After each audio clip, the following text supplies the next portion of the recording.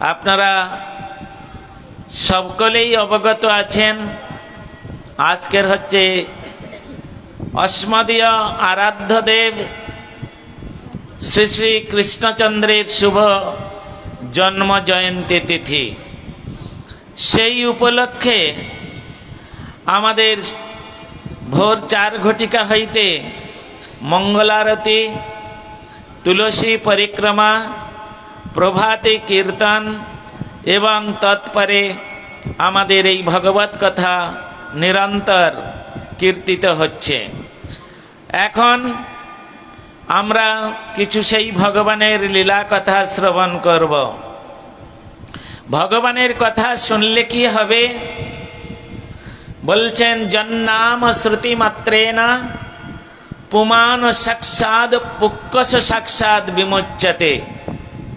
যার নাম শ্রবণ করার সঙ্গে সঙ্গে হৃদয় আকাশে যত প্রকার পাপ থাকে সমস্ত পাপ বিদূরিত হয়। এই জন্য ভগবানের কথা শুনতে হয়। জন্নাম শ্রুতি মাত্রেনা, সেই ভগবানের অপূর্ব লীলা কথা, অচিন্ত লীলা কথা, অমৃতময় লীলা কথা শুনতে শুনতে শুনতে শুনতে জীবের হৃদয়ে যত পাপ থাকে সমস্ত পাপ বিদূরিত হয়।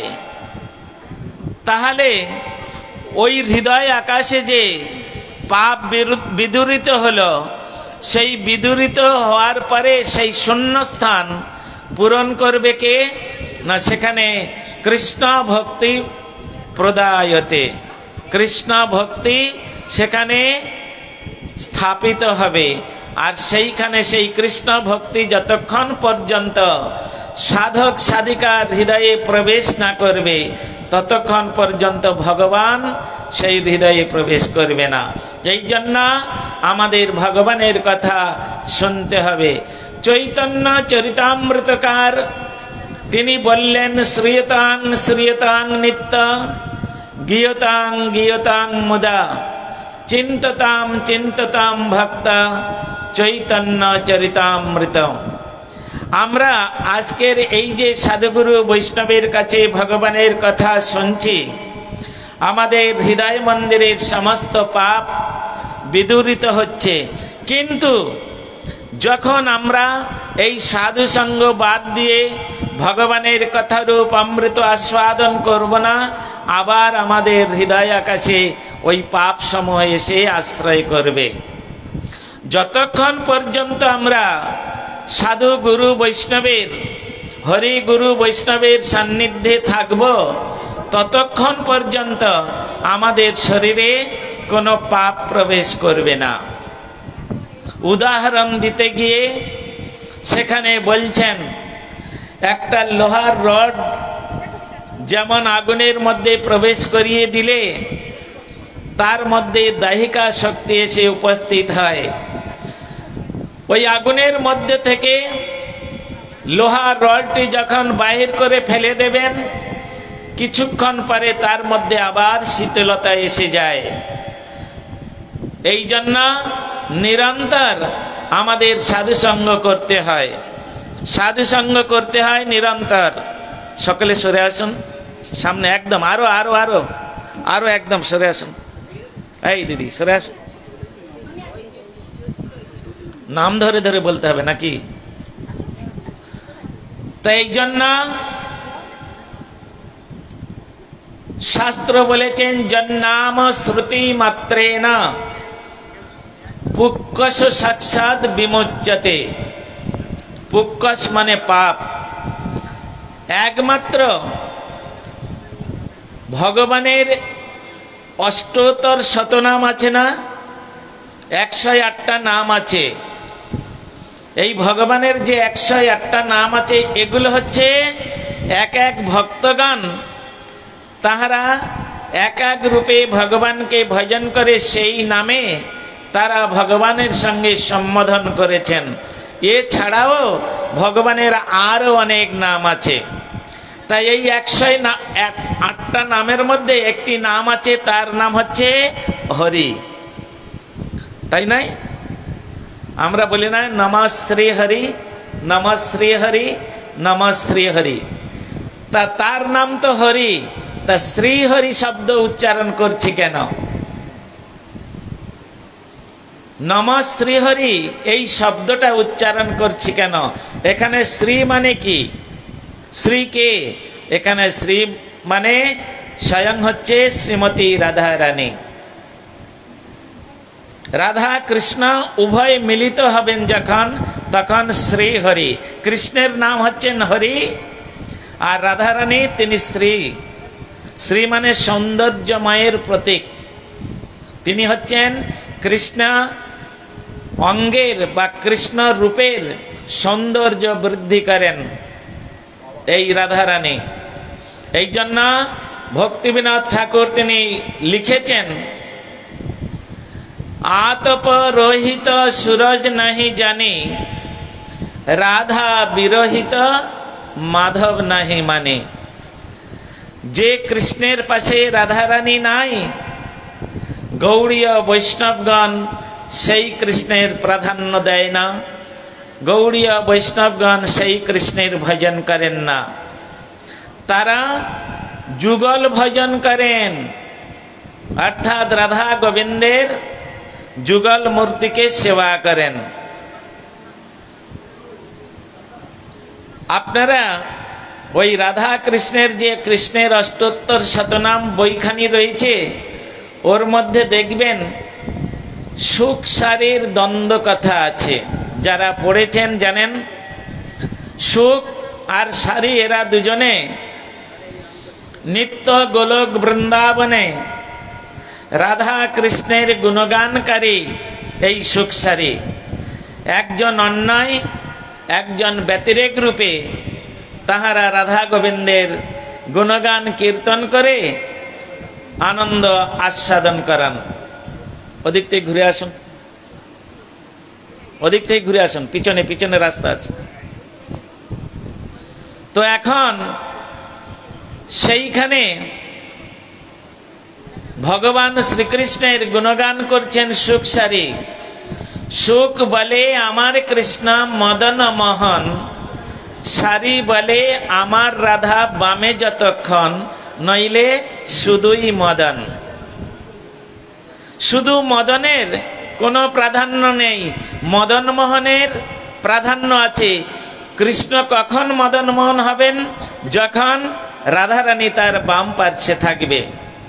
সুখ বলে আমারে কৃষ্ণের মাথায় ময়ূর পাখা, সারি বলে আমার রাধার নামটি তাতে লেখা, ওই যে যায় গো দেখা।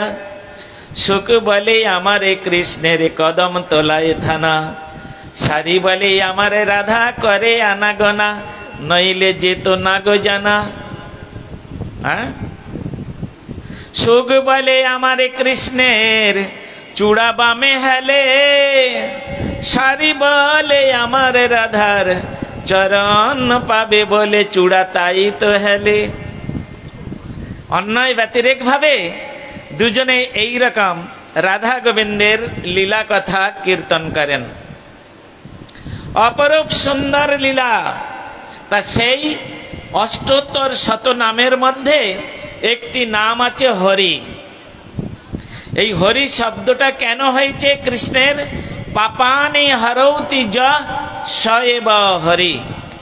যিনি জীবের অন্তঃকরণ থেকে সমস্ত পাপকে বিদূরিত করে দিয়ে আর সেখানে কৃষ্ণ প্রেম প্রদান করেন, এই জন্য তিনি, তার নাম হচ্ছে হরি। আর কোন দেবতা একমাত্র কৃষ্ণ ব্যতীত অন্য কোন দেবতা এই পাপ হরণ করতে পারবে না। এই জন্য আসতে হরি, যাবার সময় হরি, আর মাঝখানে যত আমরা গন্ডগোল করি, হ্যাঁ, মাঝখানে যত গন্ডগোল করি, কেউ শিব, কেউ কালী, কেউ দুর্গা, কেউ ঘেটু, কেউ মাকাল, কত কি সব আরাধনা। কেন গো? যাবার সময় হবে। একটা সুন্দর কাহিনী বলছি, শুনুন, ভালো লাগবে। রেঙ্গুন বলে আমাদের ভারতবর্ষে একটি জায়গা আছে, শীত প্রধান এবং পাহাড়ি দেশ। শীত প্রধান পাহাড়ি দেশ। সেই স্থানেতে আমাদের ভক্তি সিদ্ধা, ওই দিক থেকে ঘুরে আসুন, ওদিক থেকে ঘুরে আসুন, সবসময় এখান থেকে এদের মধ্যে দিয়ে যাবেন না। তো আমাদের পরম পরাৎপর গুরু ভক্তি সিদ্ধান্ত সরস্বতী ঠাকুর, তিনি তার এক শিষ্য, তিনি পরবর্তীকালে তার নাম হয়েছিলেন ভক্তি কুমুদ সন্ত গোস্বামী মহারাজ। সবে মাত্র বাচ্চা ছেলে মঠে এসেছে, 7-8 বছর বয়স হবে। তিনি ওই আমাদের ভক্তি বিবেক ভারতী মহারাজ ছিলেন, তার সঙ্গে প্রচারে গিয়েছিলেন, সাদা কাপড়। এখন গিয়েছেন তিনি সেবক সূত্রে গিয়েছেন।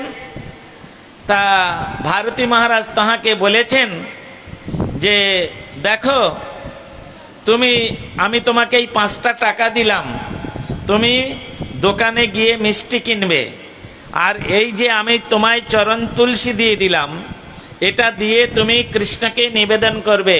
হ্যাঁ, ইদং নৈবেদ্যং শ্লিং ক্রিং রাধা কৃষ্ণভ্যাং নম, মন্ত্রটাও শিখিয়ে দিলেন। দিয়ে মনে মনে ভোগ দিয়ে, আর এই প্রসাদটা তুমি অমুক জায়গায় আমাদের একজন গুরু ভাই আছে, সেইখানে যাও, ঠিকানাটা দিয়েছে। দিয়ে বললেন ওইখানে গিয়ে বলবেন মহারাজ এসেছেন, রাত্রেবেলায় পাঠ হবে, আপনি যাবেন। তো ও ঘুরতে ঘুরতে ঘুরতে ঘুরতে দেখলেন পাহাড়ি জায়গা, তো উপরের দিকে উঠে দেখলেন একটা বিরাট বড় মিষ্টি দোকান, ভ্যারাইটিস মিষ্টি সেখানে রয়েছে। আর মিষ্টি দোকানের নাম আছে জয় মা কালী মিষ্টান্ন ভান্ডার। হ্যাঁ, আর ওই মালিক, মিষ্টি দোকানের মালিক, তিনি একবারে মা বলতে পাগল, মা ছাড়া সে কিছু জানে না। এমনকি তার মিষ্টির সঙ্গে লেখা আছে আয় মা, যা মা, নে মা, দে মা, খা মা, এই সমস্ত। ওই রসগোল্লা দাও, সন্দেশ দাও, পান্তুয়া দাও, এই বললে তার দোকানে মিষ্টি পাওয়া যাবে না। এখন এই ব্রহ্মচারী তো নতুন, ও তো জানে না ওখানের নিয়ম কানুন। উনি গিয়ে 5 টাকা দিয়ে বলছেন আমাকে 5 টাকার সন্দেশ দাও তো। আর যেই বলেছে ওই মালিক তখন চিৎকার করছে, এ খোকা, ব্যাপার স্যাপার কি? তারপর তাকিয়ে দেখলো এই ছেলেটাকে তো আমি কোনোদিন দেখি নাই। তা এর উপরে এইরকম ভাবে কড়া ভাষা প্রয়োগ করাটা ঠিক হয়নি। তখন বলছেন বাবা তুমি কোথা থেকে এসেছো? তোমাকে তো আমি কোনোদিন দেখি নাই। বলছেন আমি নবদ্বীপ থেকে এসেছি। ও ওই জন্য। শোনো বাবা, এই আমার দোকানে মিষ্টি নিতে হলে ওই সন্দেশ দাও, রসগোল্লা দাও, লেডিগিন্নি দাও, দানাদার দাও, পান্তুয়া দাও, এই সব বললে পাবে না। দেখো আমার ওখানে সব লেখা আছে আয় মা, যা মা, দে মা, নে মা, খা মা, এই বলে চাইতে হবে। আমাকে 5 টাকার আয় মা দাও, আমার 5 টাকার খা মা দাও। কেন? তিনি মা ছাড়া প্রত্যেকটা শব্দের সঙ্গে মা ছাড়া আর কিছু উচ্চারণ করবে না। মা তার জগৎ জননী, মা তিনি সব কিছু। এখন সে ব্রহ্মচারী বছর 2 বছর 3 মঠে এসেছে। এসে গুরু বৈষ্ণবের মুখে শুনেছেন যে কৃষ্ণং বন্দে জগৎ গুরুম, কৃষ্ণের উপরে আর কেউ নাই। কৃষ্ণ হচ্ছেন অল ইন অল, কৃষ্ণ হচ্ছেন অলমাইটি। এখন এখানে তিনি সেটা বলতে চাচ্ছেন তাকে, কিন্তু তিনি তো বাচ্চা, আর উনি একেবারে লম্বা চওড়া এইরকম মোটা সোটা বিশাল। হ্যাঁ, যা বলতে যায়, এই খোকা তুমি কি জানো? হ্যাঁ, মা জগৎ জননী, মা সর্বে সর্বা, মা সব কিছু, মা ছাড়া কোনো গতি নাই। তাকে থাবড়ে বসিয়ে দেন। সে আর পেরে ওঠে না, অত তো পাকাপোক্ত নয়, সবে মাত্র 3-4 বছর মঠে এসেছে, আর কতটুকু শুনেছে, অত পাকাপোক্ত হয়নি। কৃষ্ণ তত্ত্বটা ঠিকভাবে তিনি প্রয়োগ করতে পারে না, তাই সে প্রতিদিন বোকা খেয়ে চলে আসে, হেরেটের চলে আসে। একদিন কি করেছেন, তিনি ভিক্ষা করতে যাচ্ছেন, আর যেতে যেতে দেখছে দোকানটা বন্ধ। প্রতিদিন দোকানটা খোলা থাকে, প্রতিদিন তার সঙ্গে 2-4 মিনিট 5 মিনিট গল্প টল্প করে তারপরে তিনি যান বাজার টাজার করা, ভিক্ষা টিক্ষা করা, যা কিছু। আজকে দেখলেন দোকানটা বন্ধ। দোকানটা বন্ধ কেন? দোকান তো কোনোদিন বন্ধ থাকে না, 1 মাস এখানে আছি, একদিনও বন্ধ থাকে না, তো দোকান হঠাৎ বন্ধ। ঠিক আছে, হয়তো বাবুর শরীর টরীর খারাপ করেছে, এরকম তো হতে পারে। তা দোকান বন্ধ। অনেক কর্মচারী সেই দোকানে, প্রায় 20, 25, 30 জন কর্মচারী কাজ করে, বিশাল বড় দোকান। তো এখন উনি ওই দিন দোকান বন্ধ দেখে এগিয়ে যাচ্ছেন, দেখছেন একটা 4 জন মিলে একটা মোড়াকে কাঁধে নিয়ে বল হরি হরি বল, বল হরি হরি বল, বল হরি হরি বল বলতে বলতে যাচ্ছেন। এখন সেই ছেলেটা মানে ব্রহ্মচারী, তিনি ভালো করে লক্ষ্য করলেন, আরে সামনে যে লোক দুটো নিচে মোড়াটা কাঁধে, তার মধ্যে মনে হচ্ছে এখানে কেউ কথা বলবে না ফমাইলে। সামনে যে বাবু যাচ্ছে বেশ মোটা সোটা হিষ্টপুষ্ট, দেখে অনুমান করলো ওই দোকানদার হবে, মিষ্টি দোকানের মালিক হবে। ভালো করে একটু দূর থেকে আড়াল থেকে দেখে নিয়ে বলেন, হ্যাঁ ঠিক তো, হ্যাঁ একবারে কাঁচা টাচা দিয়ে খালি গায়ে একটা গামছা গলায় দিয়ে আর মোড়াটা নিয়ে যাচ্ছে আর বলছে বল হরি হরি বল, বল হরি হরি বল। ব্রহ্মচারী বললেন, দাঁড়ান বাবু, কালকের আপনার মজা আমি দেখাবো, কালকের আপনার মজা দেখাবো। আপনার মা নাকি সব, হ্যাঁ মা ছাড়া কোনো গতি নাই, কালকের মজা দেখাবো। এই বলে ব্রহ্মচারী চলে গেছে পাশ কেটে। ও তো দেখেনি, বাবু তো দেখেনি, চলে গেছে। আর যাবার পরের দিন কি হলো, দোকান খুলেছে, সকালবেলা বসে আছে। ব্রহ্মচারী গিয়ে বলছেন, বাবু কেমন আছেন? বলে, হ্যাঁ খুব ভালো আছি। তুমি কেমন আছো? বলে, আমি তো খুব ভালো আছি, কিন্তু আপনার আচার আচরণে আমি খুব দুঃখিত। আপনি মুখে বলেন এক আর কাজে করেন এক, তার মানে আপনি চিটিংবাজ। যারা মুখে একরকম বলে আর কাজে একরকম করে, ওরা হচ্ছে চিটিংবাজ, আপনি হচ্ছেন চিটিংবাজ। এই ব্রহ্মচারী, তুমি কাকে কি বলছো জানো? বলে, হ্যাঁ আমি ভালোই করে জানি, আমি জেনে শুনে ভেবে চিনতে একদম সঠিকভাবে সুস্থ মস্তিষ্কে আমি জানি আপনি একটা চিটিংবাজ। বলে, কেন? বলে, আপনি মুখে এক কথা বলেন আর কাজে একরকম করেন। বলে, কি? বলে, বাবু কালকের আপনাকে দেখলাম একটা মোড়াকে কাঁধে নিয়ে আপনি যাচ্ছিলেন, তাই নয়? বলে, হ্যাঁ দেখো ব্রহ্মচারী, আমার আত্মীয়র মধ্যে একজন মারা গেছে, তো শ্মশানে তো যেতে হবে। বলো, তা বাবু আপনার আচরণে আমি খুব দুঃখিত। বলে, কিসের? বলে, বাবু আপনি যে বললেন মা সর্বে সর্বা, হ্যাঁ এখনো বলছি তো মা সর্বের সর্বা, মা সব কিছু। তা কালকে যখন মোড়াটা নিয়ে যাচ্ছেন তখন বলো কালী, কালী বল বলে নিয়ে যেতে পারলেন না? হ্যাঁ বলো কালী, কালী বল বলে নিয়ে যেতে পারলেন না? তখন কেন বললেন বলো হরি হরি বল, বলো হরি হরি বল? এ কথা কেন? আপনি, আমি নিজে শুনেছি বাবু, আপনি মিথ্যা কথা বলতে পারবেন না। এই তখন বাবু তো বনে গেছে, গিয়ে বলছেন, ব্রহ্মচারী আজকে তোমার কাছে আমি পরাজিত। কেন? হরি না বললে ওই মোড়ার কোনো সদ্গতি হবে না। কালীর যত ক্ষমতা থাক, সে কোনোদিন পাপকে দূরীভূত করতে পারবে না। কেন না? বলছেন পাপানি হরৌতি য সয়েব হরি, একমাত্র হরি ছাড়া মোড়া উঠবে না। তখন ব্রহ্মচারী বললেন, তাহলে আসতে হরি আর যেতে হরি, তাহলে বাবু মাঝখানে কেন গন্ডগোল করছেন? হ্যাঁ মাঝখানে কেন গন্ডগোল করছেন? এই সেদিন থেকে বুঝতে পারলেন সেই বাবু যে এতটুকু বাচ্চাও পর্যন্ত যদি কৃষ্ণ ভক্ত হয়, তার কাছে কিছু শেখার থাকে। হ্যাঁ তার কাছে কিছু শেখার থাকে। সেই জন্য হরি হচ্ছেন একমাত্র পাপকে দূরীভূত করতেন। তাই বলছেন, জন্নাম শ্রুতি মাত্রেন পুক্কশ সাক্ষাৎ বিমোচ্যতে। যার নাম শ্রবণ করার সঙ্গে সঙ্গে হৃদয় অন্তঃকরণ থেকে সমস্ত পাপ দূরীভূত হয়ে চলে যায়। এই জন্য ভগবানের কথা প্রতিদিন শুনতে হয়। তুণ্ডে তণ্ড বিনিরতিং বিতনুতে তুণ্ডাবলি লব্ধয়ে কর্ণ কোড়ো কড়ম্বিনী ঘটয়তে কর্ণাবুদেভ্যস্প্রিয়াম চেত প্রাঙ্গন সঙ্গীতি বিদয়তে সর্বেন্দ্রিয়ানাং কৃতিং न जाने जनिता कियद्भि अमृतई कृष्णति बर्णाद्दयी। ব্রজের গোপীগান বলছেন কয়রি মধ্যাহ্ন শয়ন এই দুটি বর্ণ মাত্র কৃষ্ণ, দুটি বর্ণের দ্বারাই কৃষ্ণ শব্দটাকে সুসম্পন্ন করা হয়েছে। কয়রি মধ্যাহ্ন শয়নয়, তাই তো? তাহলে এই কৃষ্ণ বর্ণের মধ্যে, কৃষ্ণ শব্দের মধ্যে, কৃষ্ণ নামের মধ্যে গোপীগণ বলছেন কি এমন অমৃত দিয়ে এই নামটি তৈরি করা হয়েছে কৃষ্ণ। হ্যাঁ, কি এমন অমৃত আছে, মাতৃগর্ভে থেকে এই কৃষ্ণ কথা, কৃষ্ণ নাম শুনে আসছি। আর যেদিন চতুর্দোলায় উঠে শ্মশানে যাব সেদিন পর্যন্ত এই কৃষ্ণ নাম, এটা পুরনো হয় না, এটা নিত্য শাশ্বত সনাতন বস্তু, present perfect continuous, no past no future. এত সুন্দর ভাবে এই কৃষ্ণ নামটা, তাই গোপীগণ চিন্তা করছে তুণ্ডে তাণ্ডবে নিরতিং বিতনুতে তুণ্ডাবলী লব্ধয়ে।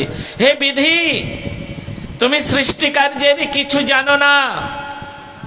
তুমি যদি সৃষ্টি কার্যের কিছু জানতে তাহলে আমাদের একটি জিহ্বা দিতে না। তুমি যদি আমাদের সহস্র সহস্র জিহ্বা দিতে তাহলে সেই সহস্র জিহ্বার দ্বারায় ভগবানের ওই মধুর যে কৃষ্ণ নাম কীর্তন করে আমাদের জিহ্বার পিপাসা মিটাতাম। তুণ্ডে তাণ্ডবে নিরতিং বিতনুতে তুণ্ডাবলী লব্ধয়ে। কর্ণ কোড় কড়ম্বিনী ঘটয়তে কর্ণাব্দেব্য স্পৃহাম। দুটি মাত্র কর্ণ দিয়েছ, এই দুটো কর্ণের দ্বারায় গোবিন্দের গুণকথা কত আর শুনব। যদি তুমি আমাদের অর্বুদ অর্বুদ কর্ণ দিতে তাহলে সেই অর্বুদ কর্ণের দ্বারায় আমরা ভগবানের নাম গুণাগুণ শ্রবণ করে আমাদের কর্ণের শ্রবণ পিপাসার মিটাতাম। চেত দর্পণ চেত প্রাঙ্গণ সঙ্গিনী, দুটি মাত্র চোখ দিয়েছ। গোবিন্দের রূপ হচ্ছে অতুল ঐশ্বর্য রূপ তার, সেই রূপ দর্শন করার জন্য মাত্র দুটি চোখ দিয়েছ, তার মধ্যে আবার পলক সৃষ্টি করেছ। অপলক নেত্র দিতে পারলে না। যদি অপলক নেত্র দিতে তাহলে সেই অপলক নেত্রের দ্বারায় আমরা গোবিন্দের রূপ রাশি দর্শন করে আমাদের দর্শন পিপাসা মিটাতাম। তাই বলে নো জানে জনিতা কিয়দ্ভি অমৃতই কৃষ্ণেতি বর্ণাদ্বয়ী। হে বিধি, এই কৃষ্ণ নামের মধ্যে কি এমন অমৃত আছে, বদন ছাড়িতে নাহি পারে, না জানে কতেক মধু শ্যাম নামে আছে গো,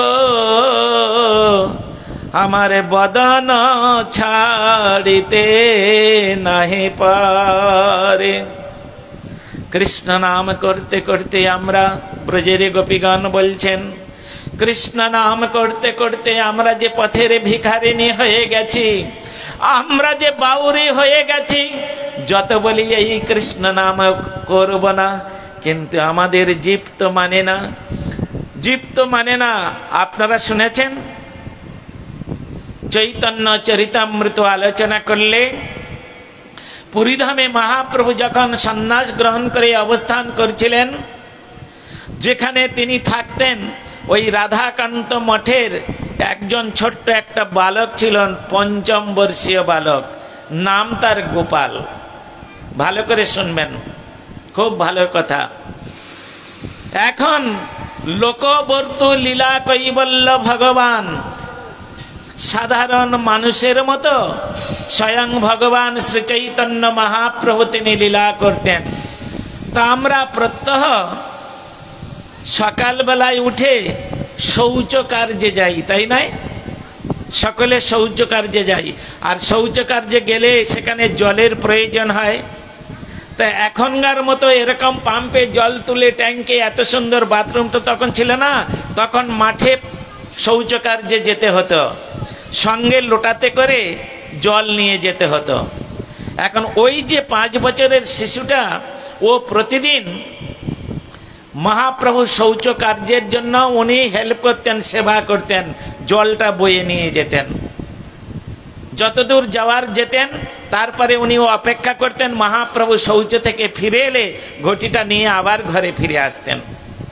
তো এই রকম ভাবে একদিন মহাপ্রভু তিনি চিন্তা করলেন এই গোপালকে দিয়ে কৃষ্ণ নাম যে কি বস্তু, কৃষ্ণ নাম করলে যে কি হয়, আর কৃষ্ণ নাম না করলে কি হয়, সেটা আমি জগতে প্রকাশ করব। কৃষ্ণ নাম কি বস্তু, কৃষ্ণ নাম করলে কি হয়, কৃষ্ণ নাম না করলে কি হয়, এটা আমি জগতে এই বাচ্চাটাকে দিয়ে আমি প্রকাশ করব। তাই লীলা কৈবল্য ভগবান তিনি একদিন শৌচে বসে আর নিজের দুই হাতে জিভটা বের করে টেনে ধরেছে, নিজের জিভ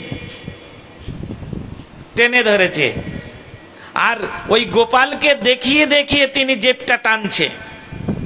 গোপাল উকি মেরে দেখছেন, আরে প্রভুর আবার এটা কি লীলা, এরকম তো কোনোদিন দেখি নাই, আজকের আবার নিজের জিভটা নিজে টানছে কেন? ঠিক আছে, আজকের আমি জিজ্ঞাসা করব, বাচ্চা ছেলে হলে কি হবে, হ্যাঁ, তার বুদ্ধিটা একেবারে টনটনে, আমাদের মতো ছেলে নয়, একেবারে টনটনে বুদ্ধি। তখন শৌচ কার্য থেকে মহাপ্রভু যখন আসলেন, মহাপ্রভুর হাত থেকে লোটাটা নিলেন, নিয়ে জিজ্ঞাসা করছেন, প্রভু একটা কথা জিজ্ঞাসা করি? বলে হ্যাঁ বলো গোপাল। মহাপ্রভু তো সর্বভূত অন্তর্যামী, এটা প্রকাশ করার জন্য মহাপ্রভু এই লীলাটা করেছেন। মহাপ্রভু জানেন গোপাল কি জিজ্ঞাসা করবে, তাই তিনি বললেন হ্যাঁ বলো গোপাল, কি হয়েছে বলো। বলে প্রভু আজকের আপনি শৌচে বসে নিজের জিভটাকে টেনে ধরেছিলেন কেন? বলে ও গোপাল, ভগবানের নাম পবিত্র অবস্থায় করতে হয়, হ্যাঁ, অপবিত্র অবস্থায় ভগবানের নাম করতে নাই, এটা তুমি জানো? বলে হ্যাঁ জানি। তা দেখো না, শৌচ কার্যটা এটা তো অপবিত্র কাজ, হ্যাঁ, আর আমার জীবটা এমন বেয়াড়া, ও সব সময় কৃষ্ণ কৃষ্ণ কৃষ্ণ কৃষ্ণ বলে নাচতে থাকে। বলতো আমি শৌচে বসেছি, ওই সময় যদি আমার জীবটা কৃষ্ণ নাম করে, তাহলে কৃষ্ণ নামের অপমাননা করা হয় না, অসম্মান করা হয় না? এই জন্য আমার জীবটাকে আমি জোরে টেনে ধরেছিলাম। বলে বাবা বাবা, প্রভুকে বলছেন গোপাল, বাবা বাবা, আপনার বিচারটা এইরকম। আরে আপনি তো নিজেই বলেছেন কি শয়নে কি ভজনে কি বা জাগরণে অহর্নিশ চিন্ত কৃষ্ণ বলহ বদনে। আপনি তো নিজেই বলেছেন সূচি অসুচি, পবিত্র অপবিত্র কোনো কালাকালের বিচার নাই। কেন? মধুর মধুর মেত মঙ্গল মঙ্গলানাম সকল নিগম বল্লী সৎফলম চিৎ স্বরূপম সক্রিদপি পরিগৃতং শ্রদ্ধয়া হেলয়বা ভৃগুবর নরমাত্রং তারয়িত কৃষ্ণ নাম। এই কৃষ্ণ নাম যে কোনো অবস্থায় করা যাবে। কেন? কৃষ্ণ নামটাই তো পবিত্র। তুমি যদি অপবিত্র হয়ে থাকো, তাহলে এই কৃষ্ণ নাম করলে তুমি পবিত্র হয়ে যাবে। হ্যাঁ, তোমার বাড়িতে অশৌচ হয়েছে, সাধুদের ডেকে এনে বাড়িতে হরিনাম সংকীর্তন দিচ্ছেন, কেন? যাতে করে সূচি এসে যায়। তাহলে কৃষ্ণ নাম একমাত্র পবিত্র, আর সব অপবিত্র। যতক্ষণ কোন সাধক সাধিকা, কোন নরনারী তারা কৃষ্ণ নামকে আশ্রয় করে থাকবে, ততক্ষণ সে পবিত্র থাকবে। যখন সে কৃষ্ণ নাম বাদ দেবে, সে স্বয়ং অপবিত্র হয়ে যাবে। স্নান করলে পবিত্র হয় না, ভালো ভালো অলংকারে ভূষিত হলে পবিত্র হয় না। কেন? আমরা হচ্ছে সব থেকে নোংরা দেখতে বলে আমরা আভূষণের দ্বারায় আমরা ভূষিত হয়ে আমরা সুন্দরী হতে চাই। ভগবান আমাদের যে রূপ দিয়েছেন, এটা হচ্ছে সব থেকে সুন্দর রূপ। এই রূপটাকে অপমান করলে, এই রূপটাকে নানা রকম আভূষণের দ্বারায় যদি অপমান করা যায়, ভগবান এত সুন্দর মুখ দিয়ে তার মধ্যে রাক্ষসীর মতো একটা লিপস্টিক লাগিয়ে দিলাম,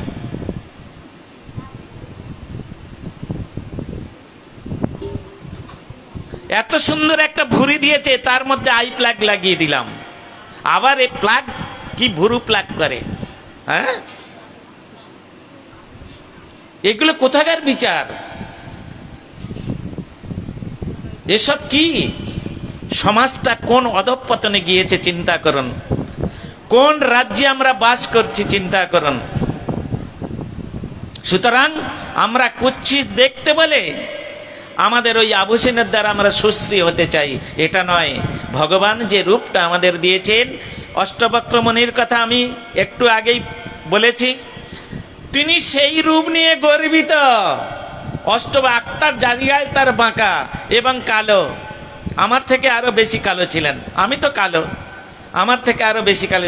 এইরকম তেরে বেঁকে হাঁটতেন, ওই রূপটাই নিয়ে তিনি গর্বিত। ভগবানের চরণে আমি কত অন্যায় করেছি, অপরাধ করেছি, তথাপিও ভগবান এত সুন্দর রূপটা আমাকে দিয়েছেন। আর আমরা এত সুন্দর রূপ পেয়ে সেটাকে কুৎসিত করার জন্য এখানে নেল পালিশ, ওখানে ঠোঁট পালিশ, ওখানে জিভ পালিশ, কত কি। হায় রে জগৎ, দুর্ভাগা কথাকার।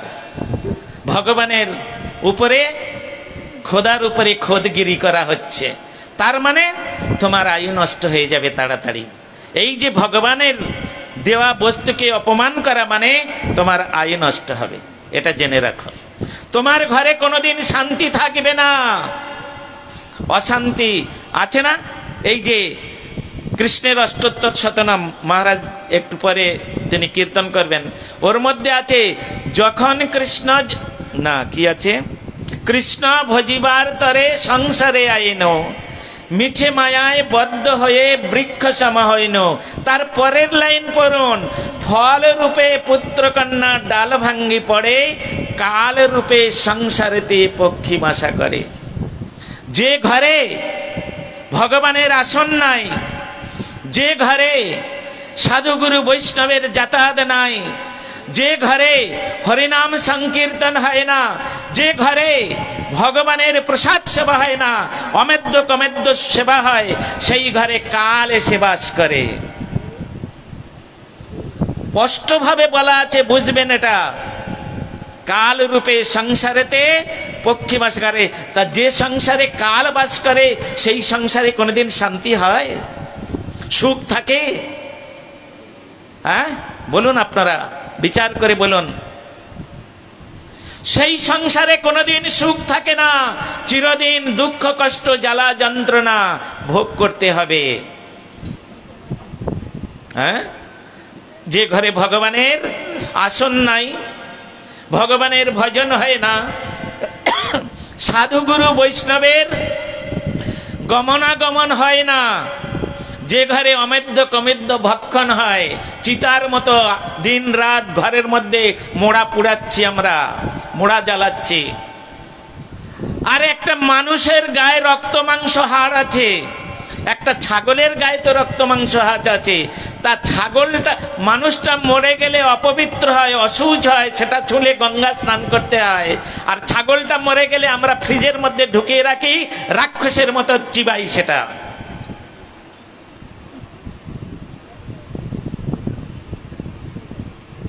সেই ঘরে কাল বাস করবে না তো কি ভগবান বাস করবে?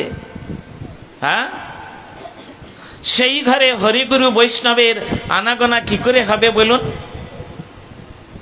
সুতরাং যে ঘরে কাল বাস করে সেই সংসারটাকে ছারখার করে দেয়, দুঃখ কষ্ট জ্বালা যন্ত্রণায় একদম নিমজ্জিত হতে হবে।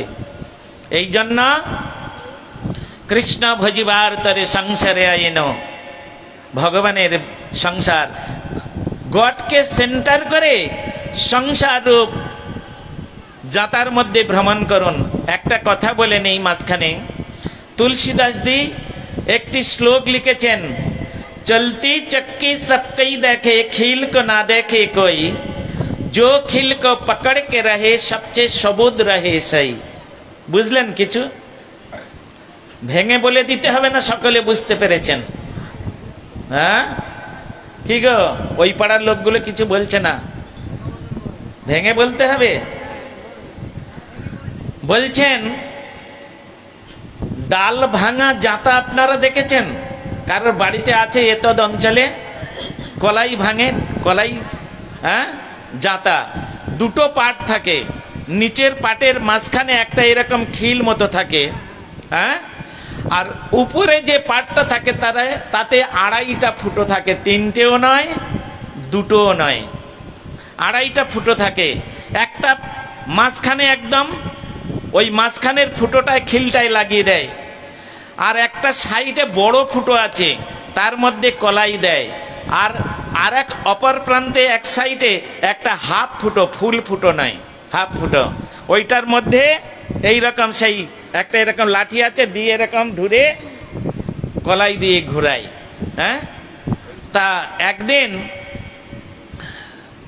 এক গৃহস্থের বাড়িতে ওই রকম ভাবে কলাই ভাঙছে, যাতা ঘুরাচ্ছেন, আর তুলসীদাস দি তাদের বাড়িতে গিয়ে উপস্থিত হয়েছে, হয়ে দেখছে বাহ সুন্দর, তা তিনি সঙ্গে সঙ্গে ওটা দেখে আর একটা শ্লোক বানিয়ে ফেললেন। তিনি পণ্ডিত লোক ছিলেন তো, শ্লোক বানালেন। কি বললেন? চলতি চক্কি সবকেই দেখে, সবাই দেখছে যাতাটা ঘুরছে, বড় ফুটোর মধ্যে যত কলাই দিচ্ছে সমস্ত কলাই ভেঙে চাকনাচুর হয়ে চারিদিকে ছচ্ছার করে বেরিয়ে যাচ্ছে, কিন্তু খিল কো না দেখে কই, এই যে খিলটা আছে ওখানে কেউ তাকাচ্ছে না। বলে কেন? যদি কোন রূপে ছিটকে ছাটকে একটা কলাই ওই খিলের তলায় চলে যায়, খিলের কাছে চলে যায়, তো 1000 বছর ধরে যদি জাতা ঘুরান ওই কলাইটা কোনোদিন ভাঙবে না। পরীক্ষা করে নেবেন আপনারা, কোনোদিন ভাঙবে না। বড় ফুটোর মধ্যে যত কলাই দিচ্ছে সব ভেঙে চাকনাচুর হয়ে যাচ্ছে, কিন্তু খিলের গোড়ায় যদি কোনো কলাই গিয়ে একটা গোটা কলাই আশ্রয় করে কোনো রকম ভাবে, তাহলে সে কোনোদিন ভাঙবে না। এই জন্যে চলতি চক্কি সবকেই দেখে, খিল কো না দেখে কই, जो खिल को पकड़ के रहे सबते सबूद रहे, মানে গোটা থাকে সে। হ্যাঁ, সেই রকম এই সংসার রূপ জাতাতে আমরা ঘুরপাক খাচ্ছি, আমাদের মায়াদেবী পিষে দিচ্ছে, কিন্তু ওই সংসারের খিল স্বরূপ গোবিন্দকে যদি কেউ আশ্রয় করে আমরা থাকতে পারি, ভগবানকে সেন্টার করে যদি আমরা থাকতে পারি, গড সেন্টার করে যদি আমরা সংসারে পরিভ্রমণ করতে পারি, তাহলে আমাদের মায়াদেবী আর পিছতে পারবে না। আমরা একদম, এই জন্য গীতার মধ্যে বলেছেন দৈবী ঝেষা গুণময়ী মম মায়া দুরত্তয়া মামেব যে প্রপদ্যন্তে মায়া মেতং তরন্তিতে। ভগবান নিজে বলছেন, হে অর্জুন, এই যে দৈবী ঝেষা গুণময়ী, এই যে ত্রিগুণাতীত মায়া, এই যে মায়া সত্য রজত তম গুণ সম্পূর্ণ যে মায়া, এই মায়া হচ্ছে, এটা হচ্ছে মম মায়া, আমার মায়া। আমার 3টে মায়া আছে, একটা হচ্ছে আমার 3টে শক্তি আছে, তার মধ্যে মায়া শক্তি একটা আমার শক্তি। হ্যাঁ, এই মায়াকে কেউ অতিক্রম করতে পারবে না, সকলে মায়ারে কবলে কবলিত হতে হবে।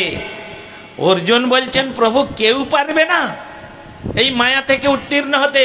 বলে না, বলে একটু চিন্তা ভাবনা করে বলুন না, একটু চিন্তা ভাবনা করে। কৃষ্ণ বললেন, হ্যাঁ, একজন পারবেন।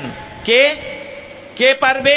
মাম এব, এখানে এক বচন নয়, দ্বিবচন নয়, বহু বচন, এখানে এক বচন, মাম এব। কেবলমাত্র আমাতেই যদি কেউ শরণাগত হয়, তাহলে মায়া মেতং তরন্তিতে, সে একমাত্র মায়া থেকে উত্তীর্ণ হয়ে যাবে।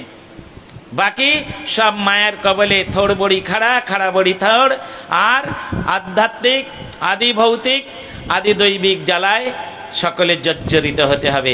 এই জন্য প্রত্যেকটা গৃহে ভগবানের আসন রাখতে হবে, সাধুগুরু বৈষ্ণবদের গৃহে ডেকে নিয়ে সেখানে তাদের সেবা করতে হবে, তাদের চরণের ধুলি গৃহে পড়লে গৃহের সমস্ত অমঙ্গল দূরীভূত হবে। আর নিজেকে সাত্ত্বিক আহার করে ভগবানের সেবা করতে হবে, সেই গৃহে হবে সুখ শান্তি, নচেত অসম্ভব, অসম্ভব।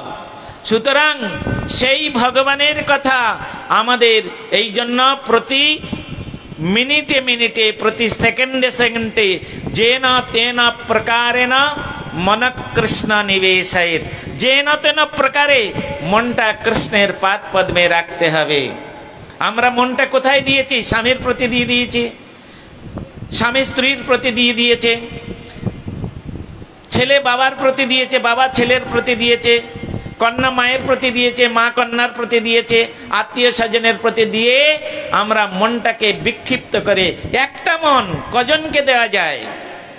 হ্যাঁ, একটা মন কজনকে দেওয়া যায় বলুন?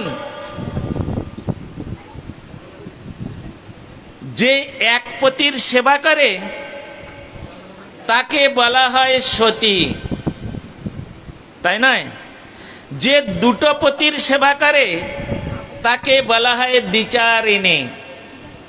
হ্যাঁ, আর যে অনেক পতির সেবা করে তাকে বলা হয় বহুচারিণী। শুদ্ধ ভাষা আর অশুদ্ধ ভাষায় তাকে বলা হয়, বলবো? দরকার নেই। হ্যাঁ, বহুচারিণী মানে আপনারা সকলেই জানেন। তা সুতরাং এই জন্য এক পতির সেবা করতে হবে। মন একজনা, একটা মনের দ্বারা একজনের সেবা করা যায়। তুমি যদি মাকে ভজন করো, মাকে ভজন করো, কোনো আপত্তি নাই। হ্যাঁ, কিন্তু তুমি এটা মনে ভেবো না কালী মায়ের পূজা করে, দুর্গা মায়ের পূজা করে কোনোদিন বৈকুণ্ঠ যেতে পারবেন, সেটা ভাবতে পারবেন। বড় জোরই কৈলাস পর্যন্ত স্থিতি। হ্যাঁ, এই জন্য ওই গীতার মধ্যে স্বয়ং ভগবান অর্জুনকে লক্ষ্য করে বললেন, তেতং ভুক্তা স্বর্গলোকং ক্ষীণে পুণ্যে মত্তলোকং বিশন্তি এবং ত্রয়ী ধর্মং অনুপ্রপন্না গতাগতং কাম কাম লভন্তে। আবার বললেন, জান্তি দেবব্রতা দেবান পিতৃন জান্তি পিতৃব্রতা ভূতানি জান্তি ভূতেজ্জা জান্তি মজ্জাজিন বিমান। তুমি যদি বলছেন জান্তি দেবব্রতা দেবান, তুমি যদি দেবতাদের পূজা করো, কেউ কালী পূজা করছো, কেউ দুর্গা পূজা করছো, কেউ শিব পূজা করছো, কেউ গণেশ পূজা করছো, তারপরে কত 33 কোটি দেবতা, অত নাম আমার জানা নেই বাবা, পূজা করছো। পূজা করে আপনারা কোনোদিন ভাবতে পারবেন না যে আমরা বৈকুণ্ঠে যেতে পারবো। যে দেবতার পূজা করছেন তেতং ভুক্ত স্বর্গলোকং জান্তি দেবব্রতা দেবান। হ্যাঁ, যারা দেবলোকের পূজা করবে, দেব দেবতার পূজা করবে, তারা সেই লোক পর্যন্ত যেতে পারবেন। পিতৃন জান্তি পিতৃব্রতা, যারা পিতামাতার সেবা করেন, মনে করলেন অনেকে আছেন পিতামাতা সব থেকে বড় গুরু, তাদের সেবা করলে সবকিছু হয়ে যাবে, তারাও বৈকুণ্ঠে যেতে পারবেন না। তারাও কোনোদিন, তারা জনলোক পর্যন্ত যেতে পারবে, মহাজন তপসত্য। হ্যাঁ, সেই জনলোক পর্যন্ত তারা যেতে পারবে। আর কি বললেন? ভূতানি জান্তি ভূতেজ্জা, ভূত মানে প্রাণী সমূহ। অনেকে বলে হ্যাঁ দরিদ্র নারায়ণের সেবা করো, তাহলে সব হবে। মূর্খ কোথাকার। যে বলে দরিদ্র নারায়ণ, সে মূর্খ, the great, foolish the great. সে জানে না কাকে দরিদ্র নারায়ণ কাকে বলে, নারায়ণ কাকে বলে সে জানে না।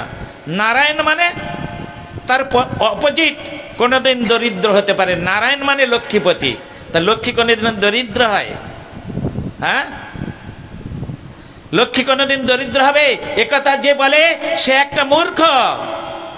প্রমাণ করুক, আমি এখানে কাল পর্যন্ত আছি দরিদ্র নারায়ণ শব্দের। সুতরাং দরিদ্র নারায়ণ কোন শব্দ নয়, এটা হচ্ছে অপশব্দ, এটা হচ্ছে প্রচলিত ভাষা মাত্র। সুতরাং এই দরিদ্র নারায়ণের যারা সেবা করবে তারা কোথায়? মানবের যারা সেবা করবে, ভূত মানে প্রাণী, প্রাণী সমূহের যারা সেবা করবে তারা কোথায় যাবে? তারা একটা জায়গায় যাবে, তারা এই লোকে ঘুরে বেড়াবে, তারা কোনোদিন যেতে পারবে না। পুনরপি জননাম পুনরপি মরণাম তদবৎ জননী জঠরে শয়নাম ইতি সংসারে স্ফুটতর দোষ কথমীয় মানব তব সন্তোষ। আর ভগবান বলছেন এখানে, ভগবান উবাচ, ভজাকালা গনসা উবাচ নয়। ভগবান বলছেন মদ জাজি নৌপিমাম, যারা আমার সেবা করবে তাহলে আমার কাছে যেতে পারবে। হ্যাঁ, যারা আমার সেবা করবে, তা আমি কে? এখানে ভগবান উবাচ, ভগবান বলছেন ভগবানের স্থান কোথায়? বৈকুণ্ঠ। হ্যাঁ, তা সেই বৈকুণ্ঠে তিনি একমাত্র যেতে পারবেন যিনি ভগবানের সেবা করবেন। এ তদ ব্যতীত অন্য কেউ যেতে পারবে না। এই জন্যে ভগবানের নাম যেন তেন প্রকারেণ মনঃকৃষ্ণ নিবেশয়িত, যে কোনো প্রকারেই আমাদের মনটা কৃষ্ণের পাদ পদ্মে রেখে দিতে হবে। কৃষ্ণ ভজন করতে হবে, কৃষ্ণ সেবা আর কৃষ্ণের ভক্ত সেবা। সেই ভক্তের সেবা, কৃষ্ণ সেবা করতে গেলে আগে ভক্তের সেবা করতে হবে। কেন? ভগবানকে কিভাবে সেবা করলে তিনি আমার প্রতি প্রসন্ন হবেন সেটা তো আমার জানা নেই। কেন? আমরা নানা রকম এই অসৎ ব্যক্তির সেবা করতে করতে আমাদের অসৎ সেবাটা শেখা আছে, সৎ সেবা শেখা নেই। ভগবানকে সেবা করতে হবে। সেই ভগবান হচ্ছেন হরি ওম তৎসৎ। উপনিষদ বললেন হরি একমাত্র সৎ বস্তু, বাকি সব অসৎ। আমরা সকলেই অসৎ। কেন? আমরা সকলেই মিথ্যাবাদী, আমরা সকলে চিটিংবাজ, আমরা সকলে প্রতিজ্ঞাবদ্ধহীন। বলে কেন? শাস্ত্রের মধ্যে বলা আছে, জননী জঠরে ছিলাম যখন বিষম বন্ধন পাশে, একবার প্রভু দেখা দিয়া মরে বঞ্চিল এ দীনদাসে, তখনও ভাবিনু জন্ম পাইয়া করিব ভজন তব। আর এই অষ্টতর শতনামের মধ্যে বললেন কৃষ্ণ ভজিবার তরে কি? এই শব্দটা কে না জানেন? হাত তুলে দেখান তো, যে আমি জানি না কৃষ্ণ ভজিবার তরে সংসারে আইনু, এই লাইনটা আমি জানি না। কে জানেন না? হাত তুলে দেখান। জানো? হ্যাঁ, তা করো না কেন? হ্যাঁ, তাহলে তুমি একটা চিটিংবাজ। যারা করে না ভগবানের কাছে কথা দিয়েছেন, যারা করবে না তারা চিটিংবাজ। আমি আগেই বলেছি, কথা দিয়ে যে অন্য কথা, একরকম কথা বলে অন্যরকম কর্ম করে, হ্যাঁ, সে হচ্ছে চিটিংবাজ। চিটিংবাজের বাংলা কি? চিটিংবাজটা তো হচ্ছে ইংলিশ কথা, সকলে কথায় কথায় বলে। হ্যাঁ, প্রতারক। বাংলা ভাষায় তাকে বলা হয় প্রতারক। তা আমরা সকলেই প্রতারক। চিটিংবাজটা বললে গায়ে একটু বেশি লাগে না? প্রতারক বললে অত গায়ে লাগে না। কেউ যদি কাউকে বলেন বরাহ নন্দন, তাহলে সে আনন্দ পায়। আর যখন শুয়োরের বাচ্চা বলবে তখন গায়ে লেগে যাবে। হ্যাঁ, বরাহ নন্দন বলুক, একই তো, মিনিংটা তো এক। বরাহ নন্দন মানে কি? শুকরের বাচ্চা, তাকে বরাহ নন্দন বলা হয়। ডাইরেক্ট যদি শুকরের বাচ্চা বলা যায়, শুয়োরের বাচ্চা, তখন কি হবে? লাঠি নিয়ে তেড়ে আসবে, তাই নয়? ঠিক চিটিংবাজ শব্দটা ওই প্রকার। চিটিংবাজটা বললে গায়ে চট করে লেগে যায়, কিন্তু প্রতারক বললে অত তাড়াতাড়ি লাগে না। তা আমরা সকলে প্রতারক। ভগবানের কাছে কথা দিয়ে এসেছি, ভজিবা বলিয়া কহিয়া আইলি, ভুলিলে কি সুখ পাইয়ে। ভগবানের কাছে সকলেই আমরা প্রতিজ্ঞাবদ্ধ, আমরা ভগবানের ভজন করব বলে এত সুন্দর মনুষ্য শরীরটা লাভ করেছি। একজন বলছে তুমি ভগবানের ভজন করো? বলে হ্যাঁ আমি তো করি। তা ভগবানের ভজন করো, তার লক্ষণটা কি? তুমি সধবা না বিধবা কি করে চিনব? একটা মাকে, তাকে তিনি সধবা না বিধবা কি করে চিনব? যদি তিনি সধবা হন, তার কপালে সিঁদুর থাকবে, হাতে শাঁখা থাকবে, পরনে শাড়ি থাকবে। আর তার কপালে যদি সিঁদুর না থাকে, হাতে শাঁখা না থাকে, আর একটা থান পেড়ে কাপড় যদি পরে থাকে, তাকে সধবা বলে কেউ মানবে? স্কুলে ছেলেদের পাঠান, সেখানে একটা ইউনিফর্ম আছে। উইদাউট ইউনিফর্মে যদি স্কুলে ছেলেদের পাঠান, একদিন হয়তো ঢুকতে দেবে, দুদিনে আর ঢুকতে দেবে না। সেই রকম ভগবানের ভজন করতে গেলে কিছু ইউনিফর্ম আছে। সেই ইউনিফর্মগুলো আমরা যদি ধারণ না করি তাহলে বৈকুণ্ঠের দরজা বন্ধ তার জন্য, চিরদিনের জন্য। হ্যাঁ, স্কুলের গেট বন্ধ। ডিভাইন স্কুল যে বৈকুণ্ঠ ধাম, সে ধাম তার জন্য বন্ধ। এই জন্য ইউনিফর্ম আছে। একটা লোক জানে না, একজন ব্যবসায়ী চাউল ব্যবসা করে, কিন্তু সকলে তার কাছ থেকে চাল কেনে, তার সঙ্গে খুব পরিচিত সবাই, কিন্তু তার নামটা কেউ জানে না। এই কথা বলো না, কথা বলছো কেন? তার নামটা কেউ জানে না, কিন্তু সকলে তাকে চেনে। হ্যাঁ, যেমন আমি এই উদাহরণ দিচ্ছি। তাই এখন রাস্তায় যাচ্ছেন, সেই চাল যিনি বিক্রি করেন তিনিও যাচ্ছেন, আর তার কাস্টমার যাচ্ছে। সে তখন কি বলে, ও চাউল ব্যাপারী দাদা, দাঁড়ান দাঁড়ান। তার নাম কি চাউল ব্যাপারী নাকি? হ্যাঁ, তার একটা নাম নেই। কেন? সে যে কর্ম করে সেই কর্ম অনুযায়ী তার নাম হয়েছে। ডায়মন্ড হারবার নাম শুনেছেন?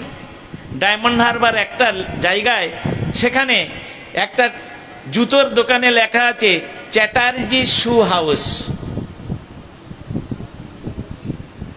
তা সে চ্যাটার্জি মানে নিশ্চয়ই বুঝতে পারছেন সে ব্রাহ্মণ।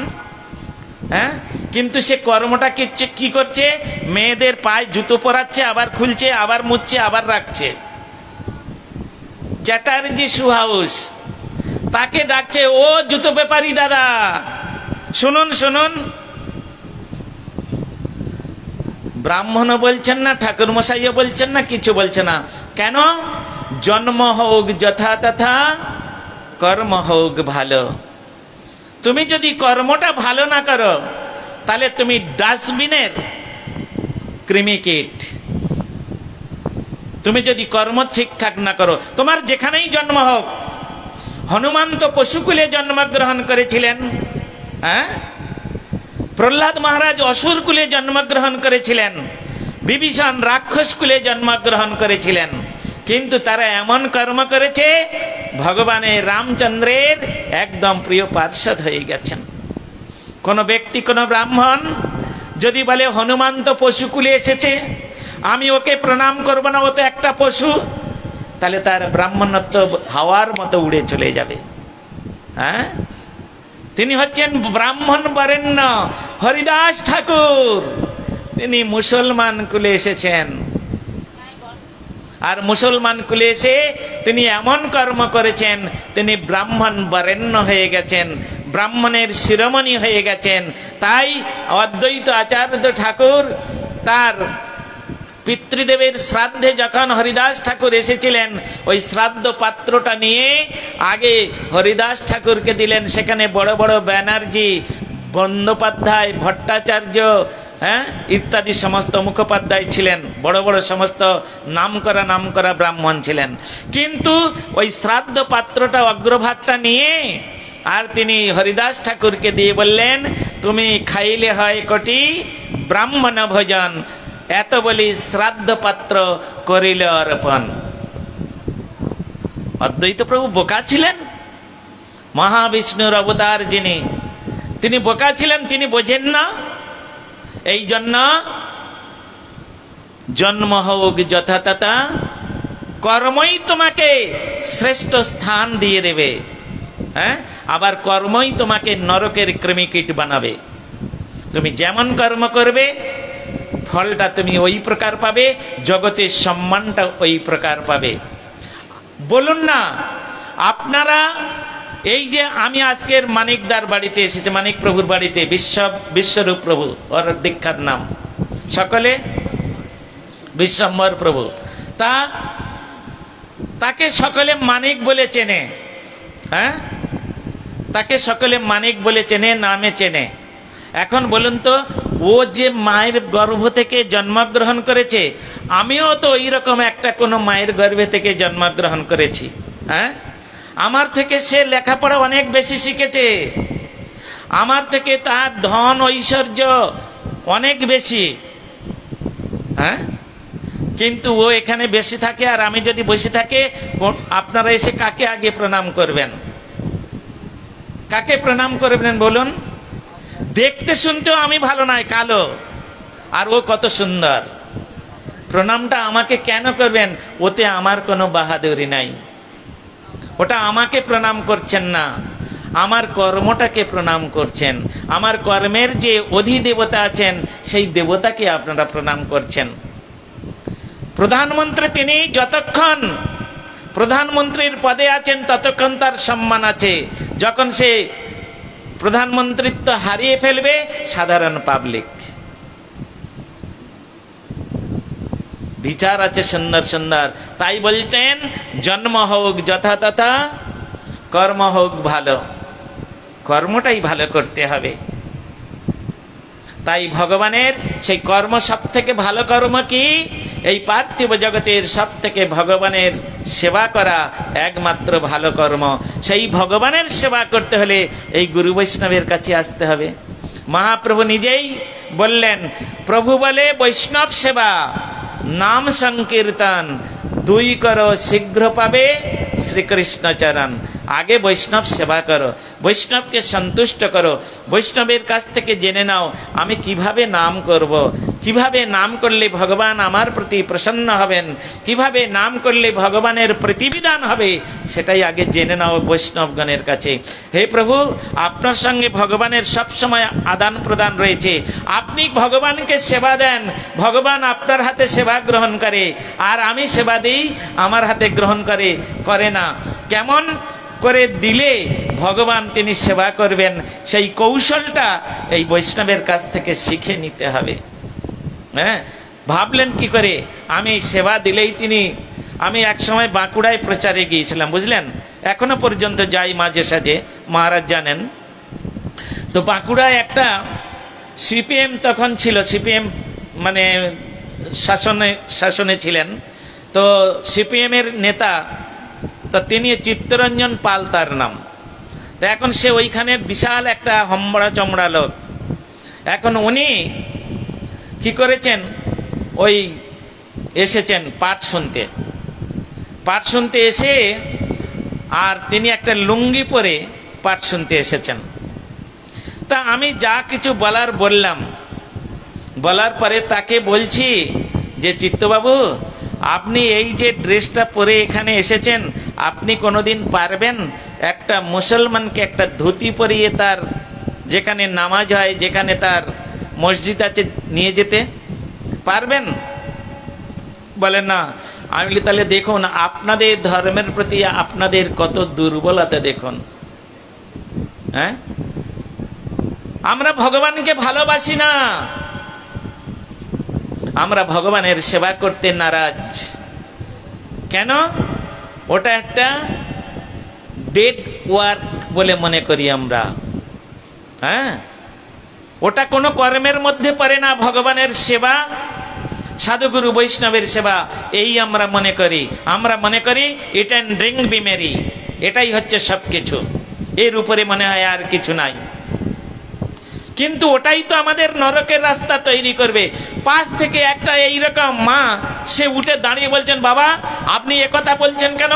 আমি তো গোবিন্দ সেবা করি। কি করো মা? কেন? আমার শাশুড়ি মা বৃন্দাবনে গিয়েছিলেন, রাধা গোবিন্দ এনেছেন, আবার বাজার থেকে দুটো এরকম রেকাবি এনেছে, দুটো গ্লাস এনেছে, আর আমার স্বামী বাতাসা নকুলদানা কিনে দিয়েছেন। ঠাকুরকে কোথায় রেখেছে? এই দেয়ালের গায়ে এরকম খোপ মতো থাকে না, কলঙ্গ বলে ওটাকে, তার মধ্যে রেখে, আর প্রতিদিন তিনি বলছেন আমি ভোরবেলায় উঠি, গাছ থেকে ফুল তুলি, ফুল তুলে আমি ঠাকুরের সেবা করে তারপরে। তা কি সেবা করো মা? বলে কেন? গ্লাসে এক গ্লাস জল দিই, দুটো বাতাসা দিই, ফুল দিয়ে পূজা করি, তার উপরে একটা তুলসী দিয়ে বলি ঠাকুর তুমি খাও। আরে ঠাকুর কি তোমার বাড়ির কুকুর নাকি? তুমি খাও বললে ঠাকুর খেয়ে নিল। তা আমি বললাম মা খুব ভালো, ঠাকুর সেবা করছো, ভালো হয়েছে। তা একটা কথা বলি। বলে হ্যাঁ বলুন। ওই যে ঠাকুরকে ভোগ দিয়েছেন যে দুটো বাতাসা, ওই দুটো বাতাসা খেয়ে আপনি সারাদিন থাকবেন, আর ওই ছোট গ্লাসে জল দিয়েছেন, ওই জলটা খেয়ে থাকবেন। বলে কেন? ওটা কেন করব? বলে বারে, ঠাকুর তো তোমার বাড়ির অতিথি, সে তো তোমার বাড়িতে যেচে আসেনি, তুমি তাকে নিমন্ত্রণ করে এনেছো, তা তোমার বাবা, তোমার শ্বশুর, তোমার শাশুড়ি, তোমার আত্মীয় স্বজনকে নিমন্ত্রণ করে এনে ওই রকম দুটো বাতাসা খাইয়ে রাখতে পারবে তো? বলে না, তাই না, তা কেন করবো? তাহলে তুমি ঠাকুরকে কুকুর মনে করো? যদি তাও পারবে না, একটা আত্মীয় স্বজনকে ডেকে এনে যদি তুমি দুটো বাতাসা, দুটো নকুলদানা, এতটুকু গ্লাসে এক গ্লাস জল খাইয়ে রাখতে পারবে না, তার জন্য অনেক কিছু ব্যবস্থা করতে হচ্ছে। অন্যান্য দিন যেমন ভাবে ব্যবস্থা হয় তার থেকে আরো অধিক ব্যবস্থা করা হচ্ছে। তাহলে ঠাকুরকে তুমি এনেছো, ঠাকুর হচ্ছেন পরম আত্মীয়, পরম অতিথি। সেই ঠাকুরকে তুমি এনে এই রকম, এটা তোমার অন্যায় হচ্ছে, অপরাধ হচ্ছে। হ্যাঁ, তুমি ঠাকুরকে কুকুর মনে করো, সেই জন্য এটা তোমার ঠাকুর সেবা হচ্ছে না। আমি যদি 5 বার 5 থালা অন্ন নাকের নিচ দিয়ে পেটের মধ্যে চালিয়ে দিই, তাহলে আমার বাড়ির ঠাকুরটা নকুলদানা খেয়ে থাকবে, বাতাসা খেয়ে থাকবে? এটা কিরকম ঠাকুর সেবা আপনারাই বলুন। আমি যদি আপনার বাড়িতে যাই, তাহলে আপনি কি করবেন? হ্যাঁ, আপনি প্রতিদিন যেমন ভাবে রান্না টান্না করেন তার থেকে একটু মহারাজ এসেছেন, আমি একজন অতিথি। তাহলে ঠাকুর হচ্ছেন তিনি কত বড় অতিথি একজন। হ্যাঁ, বিশ্ব ব্রহ্মাণ্ডের মালিক, তিনি আমার বাড়ির অতিথি। আহা, আমার জীবন ধান্য যদি এই হাতটা দিয়ে ওই গোবিন্দ সেবায় লাগাতে পারি, এই হাতে একটু রান্না করে যদি গোবিন্দকে সেবা না দিতে পারি, এই হাতের দ্বারাই দুটো পুষ্প উঠিয়ে একটু চন্দন অগুরু মিশ্রিত করে গোবিন্দের চরণে সমর্পণ করতে না পারি, তাহলে এটা মোড়ার হাত, জানবেন, এটা মোড়ার হাত। মোড়ার হাতে যেমন কোনো কাম হয় না, সেই রকম এটা দ্বারাই কোনো কাজ হবে না। এই জন্য আমরা সকলে মানুষ জন্ম লাভ করেছি ভগবানের সেবা করার জন্য, হরিগুরু বৈষ্ণবের সেবা করার জন্য। এমন মানব জন্ম পেয়ে যদি গোবিন্দ সেবা না করি, এত সুন্দর মানব জন্ম আর আমরা লাভ করতে পারবো না। এই মনুষ্য জন্ম, তখন এই হাত দুটো ভগবান বলবেন, আমি তোকে হাত দিয়েছিলাম আমার এবং আমার ভক্তের সেবা করার জন্য, করিস নাই তো, হাত দিয়ে মিসইউজ করেছিস, আমি এই হাত দুটো এখন পা করে দেবো, শুকর করে যাবে, কুকুর করে দেবে। হ্যাঁ, মাংস খাবার ইচ্ছা, বাঘ করে দেবে। তার জন্য মানুষ জন্ম ধারণ করতে হবে কেন? আমাদের যে দাঁত, এটা মাংস খাওয়ার দাঁত নয়, এটা মাছ খাওয়ার দাঁত নয়। মাছ খায় পিশাচ, মাংস খায় রাক্ষস। সুতরাং সেগুলো যদি আমাদের প্রিয় খাদ্য হয়, তাহলে এর পরের জন্মে ভগবান বাঘ সিংহ করে দেবে, শুকর কুকর করে দেবে, চিন্তা নেই। যদি তাই হতে চান, না হতে চান, তাহলে ভজ গোবিন্দম, ভজ গোবিন্দম, গোবিন্দম ভজ মোড়ে মতে। শঙ্করাচার্য বলছেন, মা কুরু ধনজন যৌবন গর্বম, হরৌতে নিমিষাৎ কাল সর্বম, ভজ গোবিন্দম, ভজ গোবিন্দম, গোবিন্দম ভজ মোড়ে মতে। এইভাবে যদি আমরা চলতে পারি, এইভাবে যদি হরিগুরু বৈষ্ণবের সেবা করতে পারি, তাহলে একটা আশা আকাঙ্ক্ষা আছে, পরের জন্মে আবার এই সুন্দর মনুষ্য জন্ম আমরা পেতে পারি। যদি না করি, তাহলে পরের জন্মে এভরিথিং মাস্ট হতেই হবে, শুকর কুকর গরু গাধা ছাগল ভেড়া চতুষ্পদ, শাস্ত্রে সুন্দর করে বলে রেখেছেন। তা সুতরাং আরো আমাদের অনেক সময় আছে এই হরিকথা শোনার জন্য।